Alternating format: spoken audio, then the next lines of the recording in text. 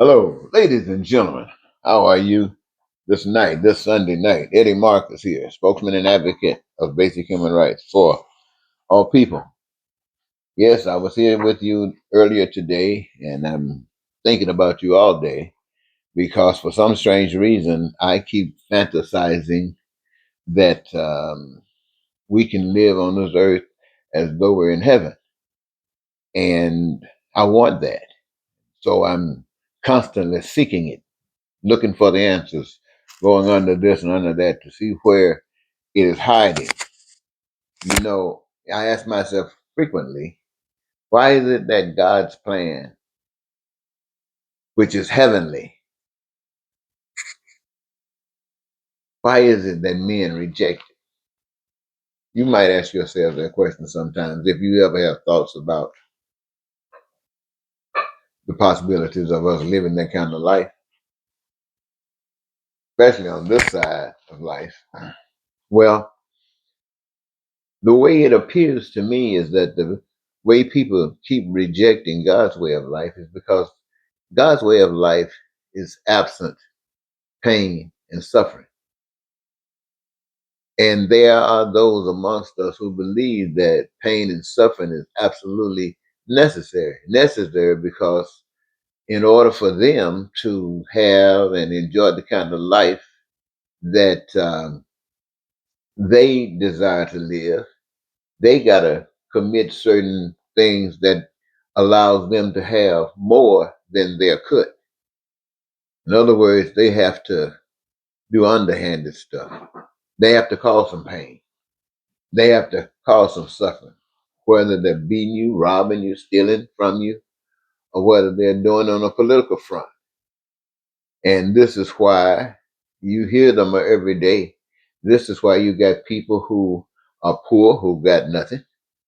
And you got people who are multi-millionaires when you can take a handful of them and they have more what you call wealth than hundreds of millions of people, billions of people. They got more wealth than them. Why? Because of that. They're the one.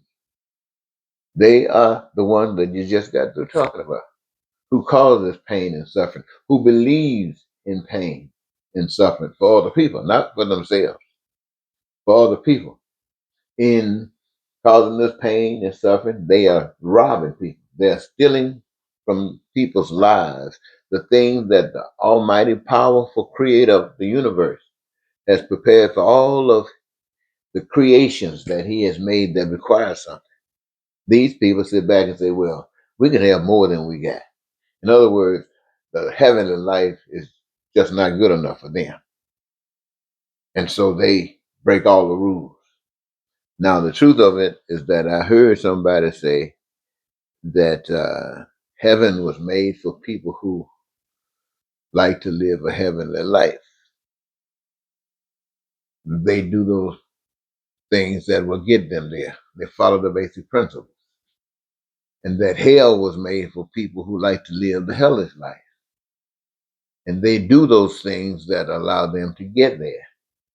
In that hellish life, you got the pain and suffering, as I mentioned. You got lying and cheating. You got corruption. You got crime and violence. All you know the stuff that's all around us, all around us. Now, some people might be thinking you got to die and go to hell. No, that's another stage of it. But right now, you're in hell. All of the stuff that's happening around, this stuff happens in hell. It doesn't happen in heaven. It doesn't even happen. Somebody said, well, it's just happening here because we go into heaven later. That's a bunch of junk. You are where you are. You are in hell. Now, you don't have to be in hell. We could have made other choices. We didn't make those choices. The people before us, they didn't make those choices. And so this is what they have given us. And since we're not going to make this choice, this is what we're giving our children. We want to give our children the same old churches that didn't do anything for us. We want to give them those churches. So this is hell. Don't you let anybody tell you that this is not hell. This is hell. Now, if we were doing the things following the other principle, we would be living as if we were in heaven. It wouldn't be heaven because heaven keeps growing. It keeps getting. better and better and better. But it'll be the best heaven you ever heard of. You'll be the best heaven you know. Why? Because your pain and suffering will be gone. Your needs, your wants, and your desires will be met. But today, we got multi-billionaires, people trying to be millionaires. They got folks out here right now trying to, the little systems that have been set up to call themselves, pretend like they care about you, like Social Security, Medicaid, Medicare, stuff like this, that this is an indication that these people had some kind of a heart. They're not low down and dirty like the billionaires. They want to give you something back. They want to pretend something. But now you got these billionaires saying, get your axe, get your chainsaw, let's go through there and cut it all out. Isn't that something? And guess who is saying it? Billionaires. Who is saying we're going to cut it out? The guys who say they're the richest people on earth. The ones who have robbed all of the people. Now got the chainsaws telling the rest of Americans, we coming to cut you out, fire you, take you off your job. We don't care anything about you. We can use AI, anything. Well, see, this is hell. This is why it's not good enough to talk about being better than this. Because we have recognized, anybody that's thinking, that what we might call being better than this is the mother and it's the parent of this hell that we're living in every day. It's playing its part. So we can't play that role. We should be able to grow. We should be able to mature from that. What we have to do is make a switch change. Go back to the original plan, the plan that says the plan that the Creator set up, the Creator plan that we should individually should be satisfied in this life. We were made for the Creator's plan. We weren't made for our plan. We don't have a plan. We were made for the Creator plan, the one that shaped us, went through the process and said, I want me some humans. I need me some humans to do the what? Or to do not what? But I need me some humans. That's why we were made. When you make a car, you want to make some money, sure, but you want that car to represent something. Maybe the way it looks. The maker, the Creator made we, the people, to be down here. Some of us different shades. Some of us got different desires, all kinds of things. But we all human. We all require the same things to survive. And knowing that power prepared that for us, He put it all on earth so that we have the abilities, the capabilities to understand what has got to be done, and we do what has to be done. And we start stepping up the process to make sure that we can survive. And we, each of us, engage part in that process by choosing what we want to do. And we choose that which gives us our greatest pleasure. And that's what we engage ourselves in doing. That is our contribution to life. That is our contribution from God. This is God giving us something to do for being here. This is God loving us through all of us as we go from day to day doing what God has given us to do. Now, we don't know what that is. God's plan has not been revealed to us to that degree. But how to survive on earth as we're in heaven, that has been given to us. But what we were actually made for is God's business. And those that associated with God, not us humans, that's their business. We are just to make sure that we use our choice down here on earth to live as though we're living in heaven, if we want to do it, or to live as if we want to live in hell. And right now we have chosen to live in hell. And my message to you for the past 40 some odd years is let us change and let us choose to live in heaven. Now, when I say let us, I'm talking about, first of all, we, the individual. I'm not talking about let the nation change like that, because I ain't crazy enough to think that you can make that big a kind of change. You got to be a genius to do that. You got to be somebody really trusting in God to do that. Most folks ain't believe in God. They just following suit. But that is what has got to happen. Now, the truth of it is this. If we, and what I'm telling you is this, listen to me. Now, it would take a miracle for things to happen any different. But if things happen the way they normally would happen, is this. You would start, your eyes would become open. You could see the darkness of the world. You could see the evilness of society. You can see evilness of humankind. You can see the pain and suffering that it causes. And also you can see how it's eliminated. And how it is eliminated is the most beautiful thing that you can see. And all of a sudden it is something that you want to show the world. You already understand what the problem is. Now you want to show them the solution. But the truth of it is they don't really want to know the solution. Many of them do, many of them don't, especially ones in power. They don't want to know the solution. And as long as you ignore it, they ignore you too.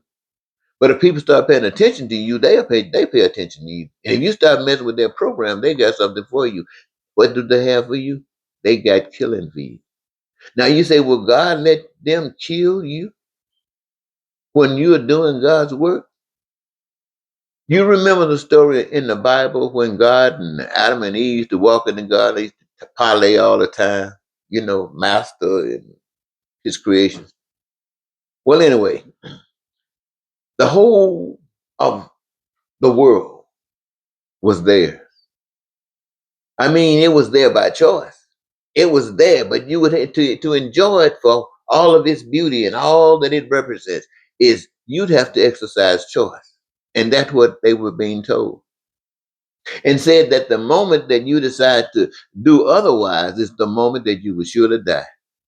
Because you were made to live. That you were made to live. And the moment you choose not to is the moment that you were sure to die. And what that basically meaning was stepping off the plan, not following the basic principles of that, but not doing your own thing. Deciding to go over here, maybe something over there that's wonderful. So rather than have faith that what you were doing is the best thing, you say, let me go check it out for myself. So you go check it out for yourself. And all of a sudden that throws you sport broke. Why? Because you stepped outside of the plan. You have stepped outside the plan.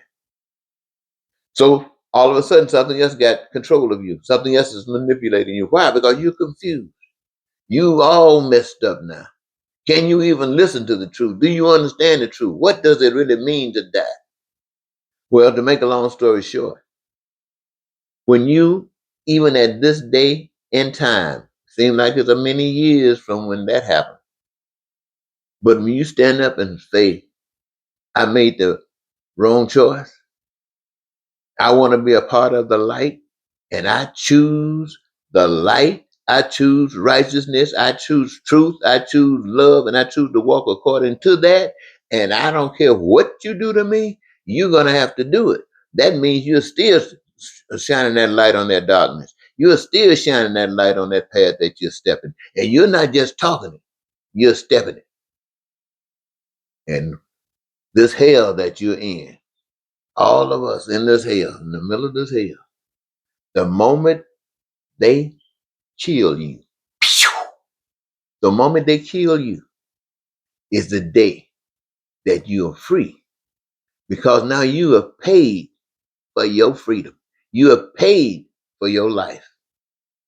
At first, you were given life, but somebody told you you will not surely die and tricked you and made you do those things that require that you could never get back to that point with that relationship of truth until you want it, until you demand it. And there's no more you can do to demand life than to turn your back on anything that would try to take it from you.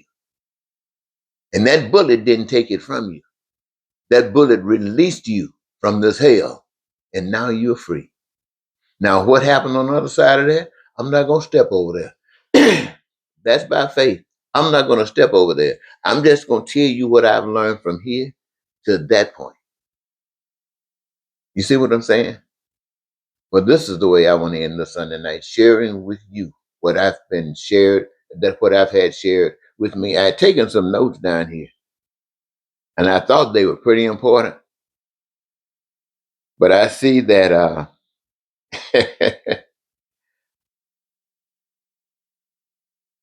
I didn't use them, but nearly everything I said was wrapped up in these notes some kind of way. So, ladies and gentlemen, once again, this is Eddie Marcus. Thanks.